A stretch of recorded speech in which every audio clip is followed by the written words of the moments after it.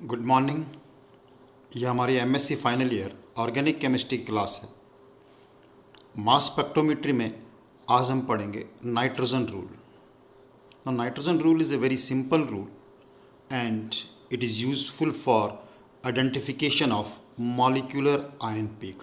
तो first thing about this is it is very useful for it is useful for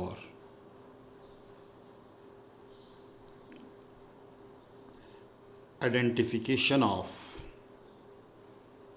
molecular ion peak. That is because it is so many signals or peaks can be ruled out on the basis of this rule, or we can say in short that unwanted peaks or signals can be eliminated. That is unwanted peaks or signals can be eliminated. Now this rule is very simple, and according to this rule there are two main points. You just remember this. If a molecule of even number of molecular mass, short में लिख रहा हूँ मैं यहाँ पर आपको, even number of molecular mass will either have no nitrogen or will have even number of nitrogen, or will have even number of nitrogen. तो क्या ध्यान रखना है आपको कि अगर मॉलिक्यूलर मास जो है इवन नंबर का है किसी भी मॉलिक्यूल का, तो उसमें या तो नाइट्रोजन नहीं होगा, it will not have any nitrogen, या तो उसके अंदर नाइट्रोजन नहीं होगा, it will not have any nitrogen, या तो उसके अंदर नाइट्रोजन नहीं होगा, या उसके अंदर क्या होंगे, इवन नंबर ऑफ नाइट्रोजन होंगे। Done. And second is just reverse of this. Even की बजाय ले लिया हमने odd number. If odd number of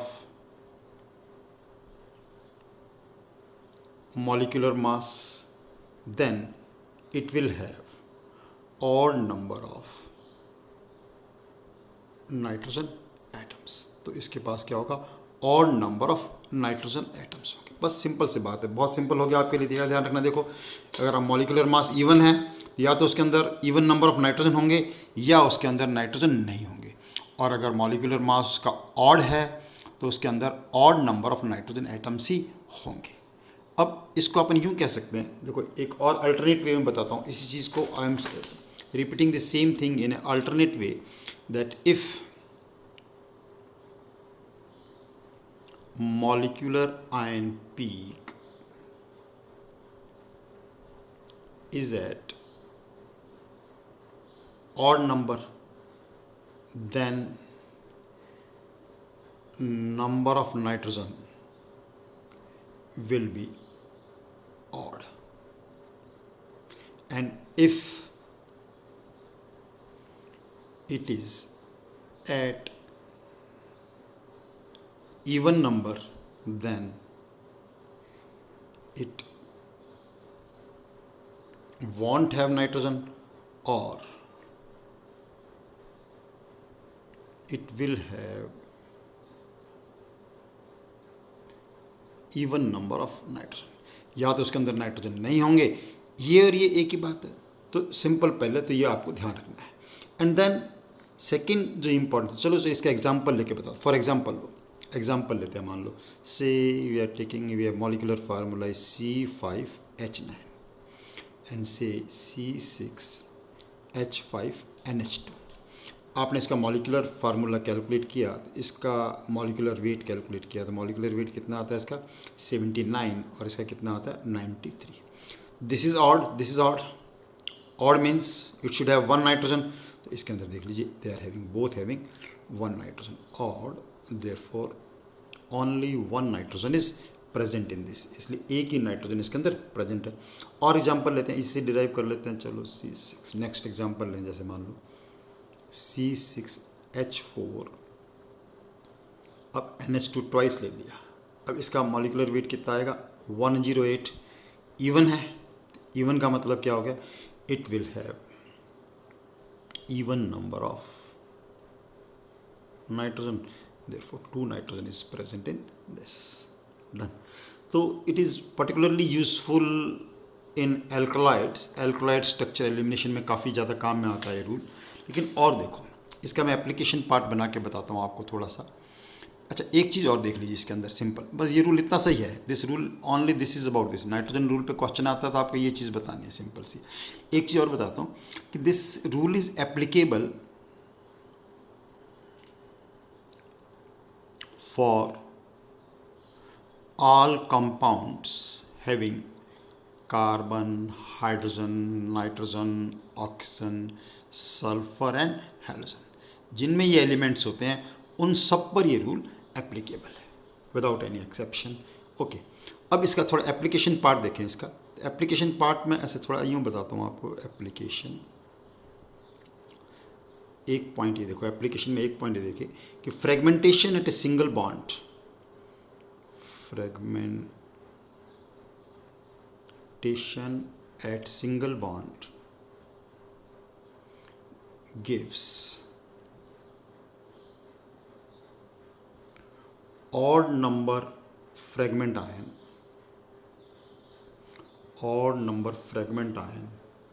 from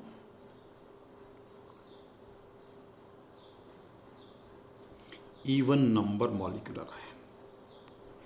and vice से वर्सा लिख देते हैं. चलो सीधा दूसरा पॉइंट लिखने की, एंड वाइस से वर्सा. क्या मतलब हुआ इसका, देखो कि फ्रेगमेंटेशन हम कर रहे हैं सिंगल बॉन्ड का, और अगर हमारे पास मॉलिक्यूलर आयन जो है इवन नंबर का मतलब क्या है, उसका मॉलिक्यूलर आयन का जो मॉलिक्यूलर वेट है कितना है, इवन नंबर है, तो उससे जो फ्रेगमेंट आयन मिलेगा that will have odd number. उसका नंबर कैसा होगा, ऑड. और इसका रिवर्स, अगर हमारा मॉलिक्यूलर आयन कौन सा है, ऑड नंबर का है, तो उसका जो फ्रेगमेंट आयन मिलेगा वो कौन सा होगा, इवन नंबर का होगा. इसको मैं एक एग्जांपल से एक्सप्लेन करता हूँ. मतलब दिस इज सो सिंपल, बस इतनी सी बात है नाइट्रोजन रूल में. Nitrogen rule is this rule only. एक एग्जांपल लेते हैं. Say let us take the example of this. हमने ये एग्जांपल लिया,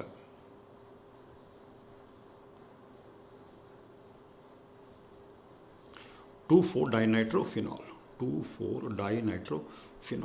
ओके, अब 2,4-डाइनाइट्रोफिनॉल से हमने क्या बनाया, इससे मॉलिक्यूलर आयन पीक बनेगा. इसको एनर्जी दी, इलेक्ट्रॉन, वो सब मैंने दिखा रहा, आपको समझ चुके हैं, पीछे आता ही है. इसका जो मॉलिक्यूलर आयन पीक कैसा होगा, it will be like this. OH यहाँ पे एक, और ये पॉजिटिव चार्ज आ गया, एक अनशेड इलेक्ट्रॉन पे रहेगा ही रहेगा इसके ऊपर, और ये नाइट्रो ग्रुप, ये हमारे पास क्या आ गया, नाइट्रो ग्रुप. ठीक है, और इसका जो M+Z वैल्यू है कितना है, देखिए आप ध्यान से. What is the M/Z value of this, M/Z value for this is 184. कितना है, 184. तो कौन सा होगा जी, इवन नंबर मॉलिक्यूलर आयन. ये मॉलिक्यूलर आयन है, this is molecular ion peak. ये कौन सा आयन है, मॉलिक्यूलर. अब जब इसका फ्रेगमेंट मिलेगा, इससे जो फ्रेगमेंट मिलेगा हमारे को, फ्रेगमेंट मिलेगा वो कौन सा होगा, ऑड आयन होगा. फ्रेगमेंट में क्या होगा, सिंगल बॉन्ड पीक, ये OH विल गो, और इससे जो फ्रेगमेंट मिलेगा that fragment will be like this. This nitro remain as such, this nitro remain as such. यहाँ पे क्या आ जाएगा, O पे क्या आ जाएगा, ये positive charge, H has been lost. तो इसका जो M/Z है दैट विल बी 1/3. यानी मॉलिक्यूलर आयन का वेट अगर इवन था तो उससे जो फ्रेगमेंट आयन मिलेगा that will be odd number. And reverse of this, इसका रिवर्स का मतलब क्या था कि अगर हमारे पास मॉलिक्यूलर आयन ऑड का है तो उससे जो फ्रेगमेंट आयन मिलेगा वो कौन सा होगा, ऑड होगा. इसका एक एग्जांपल बताता हूँ, देखो इससे और क्लियर हो जाएगा आपको. से वी हैव इथाइल एमीन, और इथाइल एमीन का हमने क्या लिया, मॉलिक्यूलर आयन लिया. तो मॉलिक्यूलर आयन कैसे बनेगा इसका, CH3CH2NH2, इस पे आपके पॉजिटिव चार्ज आ जाएगा. ये सब आपको पता है कैसे आया. ये क्या चीज़ बन गया, मॉलिक्यूलर आयन पे. अब जस्ट काउंट, इसका जो मॉलिक्यूलर वेट है M/Z, इसकी M/Z वैल्यू कितनी आ जाएगी, M/Z value for this is 45. अब देखो इससे जो पीक मिलेगी कैसे होगा, देखो फ्रेगमेंटेशन, नाउ सी आप फ्रेगमेंटेशन अच्छी तरह पढ़ चुके हैं इसके अंदर। ये सिंगल बॉन्ड मान लो ब्रेक होता है इसका, होमोलिटिक फिशन हुआ इसका, ये तो क्या बन जाएगा CH3 फ्री रेडिकल, ये बन गया CH3 फ्री रेडिकल। ओके, पता चला ना बात आप कैसे। और ये रेडिकल यहाँ आया तो ये रेडिकल और इसके बीच में क्या बन जाएगा, डबल बॉन्ड, तो क्या बन जाएगा CH2 double bond NH2 ion. अब आप इसका कैलकुलेट करो, 12 एंड 2 14 एंड 2 16 16 एंड 4, तो इसका जो M/Z है वो कौन सा हो गया 30, राइट। तो this is about nitrogen rule. ये किसके बारे में हुआ हमारे पास, नाइट्रोजन रूल। समराइज़ कर देता हूँ एक बार वापस नाइट्रोजन रूल के मेन पॉइंट आगे बस इतना आता है। तो नाइट्रोजन रूल के बारे में कुछ और पढ़ने की जरूरत नहीं है आपको, बिल्कुल all points have covered in this. पहला आपको क्या ध्यान रखना है इसके अंदर, नाइट्रोजन रूल में पहला पॉइंट क्या था हमारे पास, यूजफुल फॉर आइडेंटिफिकेशन, तो है ही है, बिकॉज बहुत सारे अनवांटेड सिग्नल जो हम क्या कर सकते हैं, नेग्लेक्ट कर सकते हैं। इवन नंबर ऑफ अगर मॉलिक्यूलर आयन है, even number of molecular ion है, इसका मतलब है कि उसके अंदर या तो नाइट्रोजन नहीं होगा या इवन नंबर ऑफ नाइट्रोजन होंगे।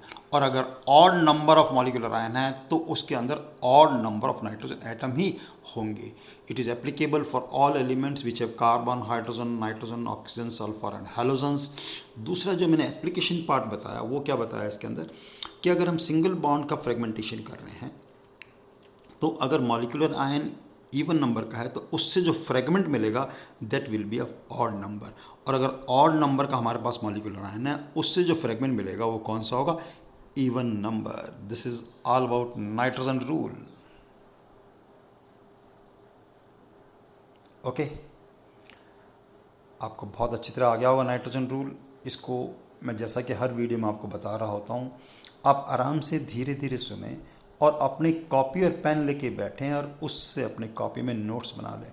काफ़ी काम हमने कर चुके हैं नाइट्रोजन मतलब मास स्पेक्ट्रोमीट्री में। मास स्पेक्ट्रोमीट्री में जितना भी काम किया है उसमें साथ साथ मैं ये भी बता रहा हूँ कि कैसे क्वेश्चंस नेट में गेट के एग्ज़ाम में आपको आए हुए हैं। उन सब क्वेश्चंस को आप देखो और उसी टाइप के क्वेश्चंस आएंगे। Okay, keep doing your work. Thank you very much.